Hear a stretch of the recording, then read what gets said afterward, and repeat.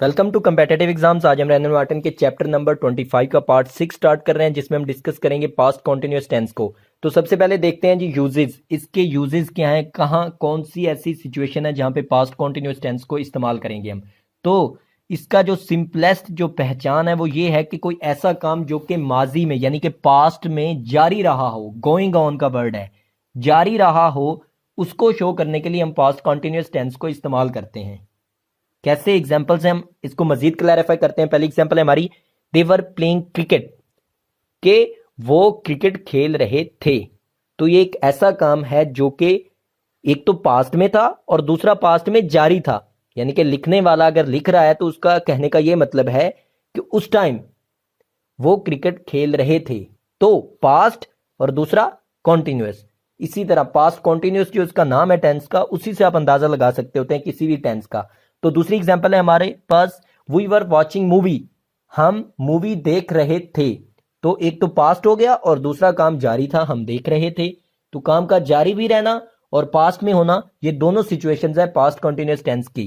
तीसरी example, she was reading book, वो किताब पढ़ रही थी। तो ये भी पास्ट कॉन्टिन्यूअस टेंस का ही एक सेंटेंस है। तो आपने ध्यान में रखना है कि एक तो काम जारी हो और दूसरा पास्ट में हो, तो वो पास्ट कॉन्टिन्यूअस टेंस का सेंटेंस होगा। नेक्स्ट जो बात है वो ये है कि जो टाइम ऑफ द एक्शन है, हमने जो सिंपल सी डेफिनेशन देखी है पास्ट कॉन्टिन्यूअस टेंस की, वो ये है कि कोई ऐसा काम जो पास्ट में हुआ हो और जारी हो, तो उसके लिए हम पास्ट कॉन्टिन्यूअस टेंस इस्तेमाल करेंगे। लेकिन वो जो टाइम ऑफ द एक्शन है उसको इंडिकेट करना यानी उसको शो करना जरूरी नहीं है। वो कर भी सकते हैं आप नहीं भी कर सकते। दोनों सूरतों में जो आपका सेंटेंस है वो ग्रामेटिकली सही होगा। कैसे एग्जाम्पल से इसको क्लैरिफाई करते हैं इस पॉइंट को। वी वर वॉचिंग टीवी, अब यहां तक जो सेंटेंस है ये पास्ट कॉन्टिन्यूअस का ही है कि हम टीवी देख रहे थे। अब जो साथ में हमने ऐड किया है ऑल इवनिंग, तो ये क्या है, ये टाइम ऑफ एक्शन है कि जिस टाइम हम देख रहे थे वो क्या था, इवनिंग थी। तो हम we were watching TV all evening, हम तमाम शाम यानी कि शाम भर, हम शाम भर टीवी देख रहे थे। इसका ये अब अगर हम ट्रांसलेशन करें तो इसकी ये ट्रांसलेशन बनेगी कि हम शाम भर टीवी देख रहे थे। तो ये जो शाम भर है, ये ऑल इवनिंग है, ये क्या है, ये हमारा टाइम ऑफ द एक्शन है। तो ये जो टाइम ऑफ द एक्शन है इसको हम पास्ट कॉन्टिन्यूअस टेंस में ऐड करना चाहें तो भी ठीक है, ना करें तो फिर भी कोई वो कहते हैं कि फिर भी ग्रामेटिकली आपका सेंटेंस गलत नहीं होगा। इसी तरह दूसरी एग्जाम्पल आप देखें, इट वॉज गेटिंग डार्कर, तो ये अंधेरा हो रहा था, इसकी ये ट्रांसलेशन बनती है। अब ये पास्ट कॉन्टिन्यूअस टेंस का है, लेकिन इसमें जो टाइम ऑफ द एक्शन है वो क्लियर नहीं है। इसी तरह तीसरी हमारी एग्जांपल है, the light went out while I was reading, इसमें क्लियर है, टाइम ऑफ द एक्शन भी है और क्लियर है। डार्कर वाला जो है, इट वाज गेटिंग डार्कर, वो हमने खुद से अंदाजा लगाना है। गेटिंग डार्कर कब होता है, शाम का टाइम ही होता है, कि जब शाम हो रही थी। उसमें भी टाइम ऑफ द एक्शन दिया गया, लेकिन वो क्लियर नहीं है। यहां पे क्या क्लियर है, the light went out while I was reading, कि बिजली कब गई, जब मैं पढ़ रहा था। तो light went out while I was reading, I was reading, ये सेंटेंस है पास्ट कॉन्टिन्यूअस का, आई वाज रीडिंग। लेकिन द लाइट वेंट आउट जो है, ये क्या हमें बता रहा है, ये टाइम ऑफ द एक्शन बता रहा है। When I saw him he was playing chess, कि जब मैंने उसको देखा वो चेस खेल रहा था। अब ये जो red highlighted when I saw him है, ये क्या है, ये सिर्फ हमें टाइम ऑफ द एक्शन बता रहा है कि किस वक्त ये काम हो रहा था। किस वक्त हो रहा था जी, जिस वक्त उसने मुझे देखा, कि when I saw him he was playing chess, कि जब मैंने उसको देखा वो चेस खेल रहा था। चेस एक गेम का नाम है। तो यहाँ पे एक नोट करने की बात है वो ये है कि ये जो लास्ट हमने दो एग्जाम्पल्स लिखे हैं उसमें जो रेड हाईलाइटेड सेंटेंसेज हैं, द लाइट वेंट आउट और दूसरा व्हेन आई सा हिम, ये सिंपल पास्ट टेंस है, पास्ट इंडेफिनिट टेंस। अगर आप गौर करें तो इसमें वेंट जो है वो जो गो की दूसरी फॉर्म है वेंट, और सा जो है वो सी की दूसरी फॉर्म है सा। तो ये जो दूसरी फॉर्म है वो सिर्फ और सिर्फ पास्ट इंडेफिनिट टेंस में इस्तेमाल होती है। तो इसी फॉर्म से हमको ये पता चल गया कि ये जो टेंस है, ये सेंटेंस जो है, ये दोनों द लाइट वेंट आउट और व्हेन आई सा हिम, ये दोनों पास्ट इंडेफिनिट के हैं। लेकिन ये यहाँ पे क्या कर रहे हैं, ये पास्ट कॉन्टिन्यूअस में क्या कर रहे हैं, ये एक्चुअली में आपको सिर्फ टाइम ऑफ एक्शन बता रहे हैं, ये पास्ट कॉन्टिन्यूअस टेंस का हिस्सा नहीं है। तो जब कोई एक बड़ा सेंटेंस हो और उसमें एक छोटा सा हिस्सा जो कि आपको टाइम ऑफ एक्शन की एक्सप्लेनेशन करने के लिए आ जाए या टाइम ऑफ एक्शन बताने के लिए आ जाए, तो वो पास्ट इंडेफिनिट का होगा। पास्ट कॉन्टिन्यूअस के साथ जब भी आएगा वो पास्ट इंडेफिनिट या सिंपल पास्ट का होगा। तो द लाइट वेंट आउट, यानी कि बिजली चली गई या बिजली गई, या व्हेन आई सा हिम, जब मैंने उसे देखा, ये दोनों के दोनों पास्ट इंडेफिनिट या सिंपल पास्ट के टेंसेज हैं। जबकि I was reading, he was playing chess, ये दोनों जो हिस्से हैं ये एक्चुअली में पास्ट कॉन्टिन्यूस टेंस के हिस्से हैं। तो ये आपने बात ध्यान में रखनी है। इसके अलावा जो इसका इस्तेमाल है इस टेंस का पास्ट कॉन्टिन्यूस का, वो ये है कि ये कोई परसिस्टेंट हैबिट, मुश्किल आपकी जो आदत जो कि पास्ट में हो, उसको शो करने के लिए भी ये टेंस इसको हम इस्तेमाल करते हैं। सिंपल पास्ट जो है, पास्ट इंडेफिनिट, वो भी हम इस्तेमाल करते हैं हैबिट्स, पास्ट हैबिट्स को शो करने के लिए, और ये भी परसिस्टेंट हैबिट्स, मुस्तकिल हैबिट्स को शो करने के लिए इस्तेमाल होता है। लेकिन आमतौर पर इसके साथ जो हम वर्ड्स हैं, ऑलवेज, कॉन्टिन्यूअली, इस तरह के जो ऑलवेज, कॉन्टिन्यूसली, इस तरह के वर्ड हम इस्तेमाल करते हैं। कैसे एग्जाम्पल से क्लैरिफाई करते हैं। ही वॉज ऑलवेज ग्रम्बलिंग, मतलब वो हमेशा शिकायतें लगाता रहता था। शी वॉज ऑलवेज स्माइलिंग, वो हमेशा मुस्कुराती रहती थी। और तीसरी एग्जांपल है दे वर कॉन्टिन्यूअली स्पीकिंग अप, वो लगातार ऊंचा बोल रहे होते थे, या वो लगातार ऊंचा बोल रहे थे। तो ये जो है ये आपकी एग्जांपल्स हैं हैबिट्स की, आदत, मुस्तकिल आदत जो कि पास्ट में रही हो। कि ये जो ग्रम्बलिंग करना यानी कि शिकायतें लगाना, ये भी एक आदत है, मुस्कुराना भी एक आदत है, और ऊंचा बोलना, बाजुकात क्लास में कुछ ऊंचे बोलते हैं, तो ये भी एक आदत है। तो कॉन्टिन्यूअली, ऑलवेज, इस तरह के वर्ड्स इस्तेमाल करते हैं हम किसी परसिस्टेंट हैबिट को शो करने के लिए पास्ट में, और तब भी हम जो टेंस इस्तेमाल करते हैं वो पास्ट कॉन्टिन्यूस टेंस इस्तेमाल करते हैं। अब चलते हैं जी इसके स्ट्रक्चर की तरफ। तो सबसे पहले हम बनाते हैं formula for positive sentences. Positive sentences बनाने के लिए इस टेंस का जो फॉर्मूला है वो हमारे पास subject plus auxiliary verb plus present participle plus object. Auxiliary verb जो है वो हमारा हेल्पिंग वर्ब होता है, और प्रेजेंट पार्टिसिपल आपको पता है वर्ब की चौथी फॉर्म भी इसे कहते हैं, वर्ब की चौथी फॉर्म यानी कि फर्स्ट फॉर्म प्लस आईएनजी, तो ये प्रेजेंट पार्टिसिपल है और ऑब्जेक्ट। अब इसमें आते हैं ऑक्सिलरी वर्ब की तरफ कि हेल्पिंग वर्ब कौन कौन से हैं। तो इसमें दो हेल्पिंग वर्ब्स हैं पास्ट कॉन्टिन्यूस टेंस में, एक वाज है और दूसरा वर है। तो इन दोनों में से कोई ना कोई हेल्पिंग वर्ब इस्तेमाल होगा पास्ट कॉन्टिन्यूस टेंस में। तो पहली एग्जांपल देखते हैं जी, अली वाज प्लेइंग क्रिकेट। अब ये जो प्लेइंग है इसको मैंने डिवाइड करके दो हिस्सों में लिखा हुआ है, प्ले प्लस आईएनजी, सिर्फ आपको समझाने के लिए कि ये जो चौथी फॉर्म है, एक्चुअली में चौथी फॉर्म होती नहीं, मैं सिर्फ समझाने के लिए कह रहा हूं। इसको प्रेजेंट पार्टिसिपल ही आपने कहना है, प्रेजेंट पार्टिसिपल ही यही होता है। तो ये कैसे बनता कैसे है, ये first form of the verb plus ING का इजाफा करते हैं तो ये हमारे पास प्रेजेंट पार्टिसिपल बन जाता है। तो अली वाज प्लेइंग क्रिकेट, ये हमारा एक सिंपल सेंटेंस है पास्ट कॉन्टिन्यूस टेंस का। इसमें अब एनालाइज करते हैं कौन सी चीज क्या है। तो अली जो है हमारे पास वो सब्जेक्ट है हमारा, हेल्पिंग वर्ब यानी कि ऑक्सिलरी वर्ब वो हमारा यहाँ पे हमने वाज इस्तेमाल किया है, और प्रेजेंट पार्टिसिपल जो है वो हमारा प्लेइंग आ गया, और ऑब्जेक्ट जो है वो हमारा क्रिकेट है, यानी अली क्रिकेट खेल रहा था। दूसरी एग्जांपल हमारी दे वर वाचिंग मूवी। दे जो हमारा सब्जेक्ट है, वर यानी कि पहले हमने वाज इस्तेमाल किया था, हेल्पिंग वर्ब वर आ गया। ये हम देखते हैं कि वर कब इस्तेमाल करना है और वाज कब इस्तेमाल करना है। तो दे वर वाचिंग मूवी, वो मूवी देख रहे थे। यू वर ईटिंग ऑरेंजेस, आप या तुम लोग माल्टे खा रहे थे। तो यू क्या है, सब्जेक्ट है, वर क्या है, हमारा हेल्पिंग वर्ब है, और fourth form of the verb या प्रेजेंट पार्टिसिपल ईटिंग आ गया, और ऑरेंजेस माल्टे जो है वो हमारे ऑब्जेक्ट हो गए। तो यू वर ईटिंग ऑरेंजेस, तुम माल्टे खा रहे थे।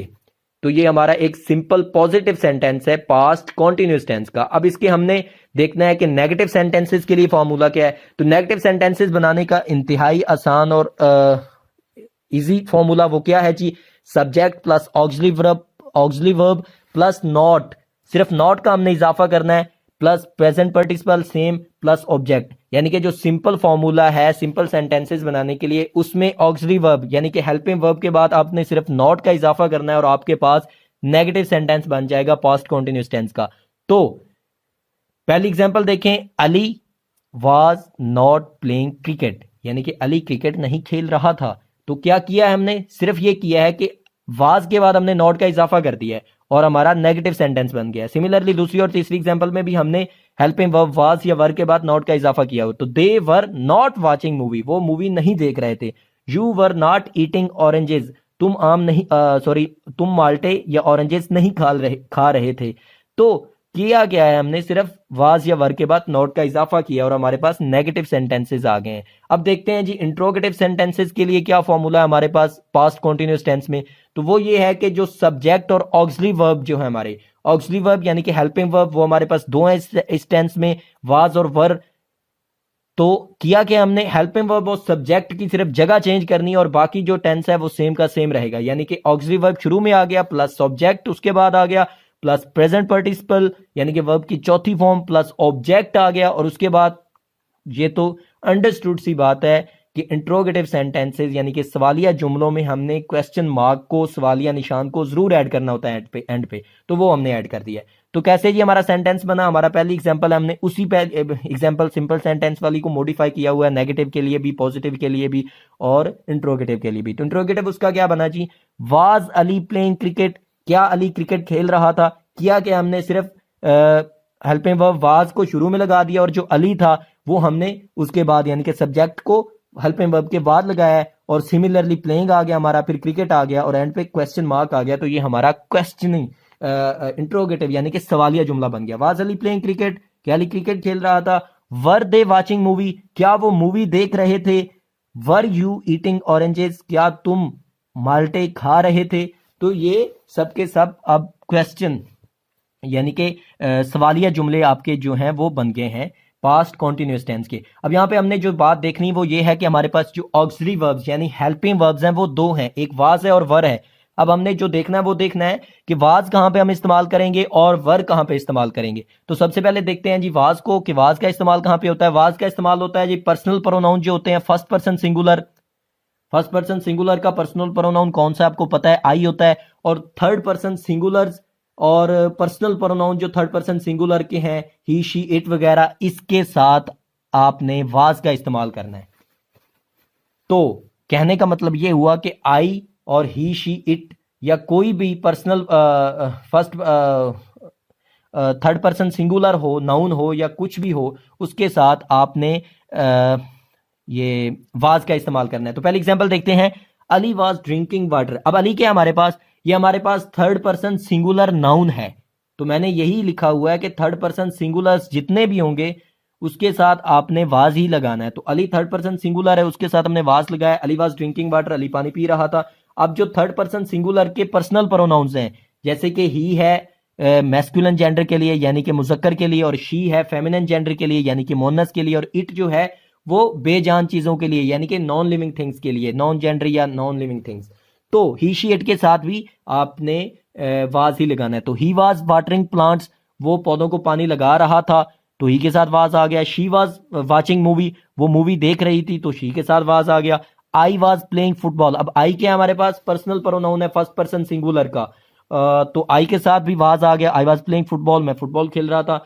इट क्या है जी, इट थर्ड पर्सन सिंगुलर है और ये नॉन लिविंग्स बेजान चीजों के लिए इस्तेमाल होता है, यानी कि जेंडरलेस है, इसमें जेंडर की भी कोई तमीज नहीं कि ये ना तो सिंगुलर्स के लिए, ना सॉरी ना फेमिनिन के लिए ना मैस्कुलिन के लिए, ये किसी भी जेंडर के साथ इस्तेमाल हो सकता है, और ज्यादातर नॉन लिविंग थिंग्स बेजान चीजों के साथ हम इट को इस्तेमाल करते हैं। तो इट वॉज रनिंग फास्ट, वो तेज दौड़ रहा था या वो तेज दौड़ रही थी, जो भी है, तो इट के साथ भी आपने वाज का इस्तेमाल ही करना है। तो दूसरा जो हमारा हेल्पिंग वर्ब है उसको देखते हैं, वो है हमारा जी वर, WERE वर। तो वर कहाँ कहाँ पे इस्तेमाल होता है, वर होता है पर्सनल प्रोनाउन और first person plural. First person plural का जो पर्सनल प्रोनाउन है वो कौन सा है, वही है, हमें पता है।